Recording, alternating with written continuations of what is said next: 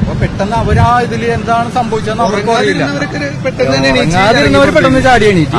പിന്നെ ബാക്കി സ്ത്രീകളെല്ലാം പുരുഷന്മാരെയൊക്കെ നമ്മള് ഒരു 9:45 ആ ടൈം ട്രെയിൻ വന്ന് പൊക്കിയിട്ടാണ് എടുക്കാൻ പറ്റിയത്. ടൈം കാരണം കുറച്ചധികം നേരം പുള്ളി അവിടെ കിടന്ന്, കാരണം ട്രെയിൻ ഓടി വരുന്നല്ല, ട്രെയിൻ വന്നു കഴിഞ്ഞാലേ എടുക്കാൻ പറ്റുള്ളൂ.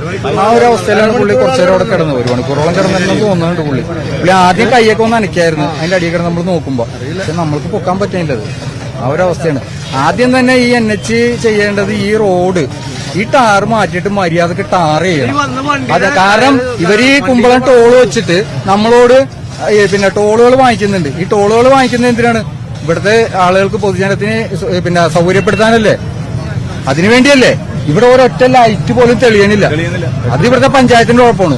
ഒരൊറ്റ സ്ട്രീറ്റ് ലൈറ്റ് തെളിയണില്ല ഇവിടെ. രാത്രി കാലങ്ങളായി കഴിഞ്ഞാൽ ഇത് രാത്രിയാണ് സംഭവിക്കണമെന്നുണ്ടെങ്കിൽ ഒരു മനുഷ്യനുണ്ടാവില്ല ഇവിടെ. ഇരുട്ടാൻ ആർക്കൊന്നും ചെയ്യാൻ പറ്റില്ല. ഇതേപോലെ ഇതിനു മുമ്പ് ഒരു ദിവസം ഒരു KSRTC ഇടിച്ചിട്ട് ഇതേപോലെ ആരും ഇല്ലായിരുന്നു. എന്ത് ചെയ്യാൻ പറ്റും? കാരണം ഒരു വെട്ടമുണ്ടെങ്കിൽ ആർക്കെങ്കിലും കാണാൻ പറ്റും. ഇത് അതുപോലെ ഇപ്പൊ തെക്കോട്ട് പോകുന്ന വണ്ടിയാണ്, വടക്കോട്ട് പോകുന്ന വണ്ടികളാണെങ്കിൽ സിഗ്നല് നോക്കാറില്ല ഇവര്. സിഗ്നല് റെഡാണേലും അടിച്ച് കത്തിച്ചങ്ങോട്ട് പോണേ. ഞങ്ങളിത് സ്ഥിരം കാണുന്ന ആളുകളാണ്. പിന്നെ ഇതിന് മുമ്പ് ഈ സിഗ്നലില് ഒരെണ്ണം ഇടിച്ച് സിഗ്നലിൽ പോയതാണ്. ഒരു വണ്ടി വന്ന് ഇടിച്ചു കഴിഞ്ഞിട്ട് കുറെ നാള് സിഗ്നൽ ഇല്ലാണ്ട് കുറെ പ്രക്ഷോഭങ്ങളും കാര്യം വന്നു കഴിഞ്ഞിട്ടാണ് പിന്നെ സിഗ്നൽ വന്നത്. അപ്പൊ ഇതിനൊക്കെ ആരോടാണ് നമ്മൾ പറയണത്? ഓവർ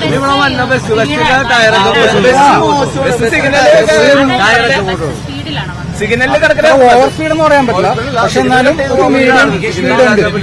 അപ്പൊ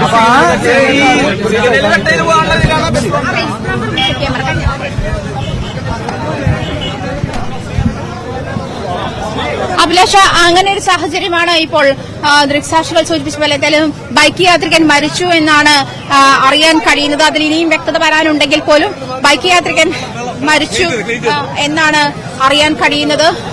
ഞാനിപ്പോൾ ഈ സൂചിപ്പിച്ച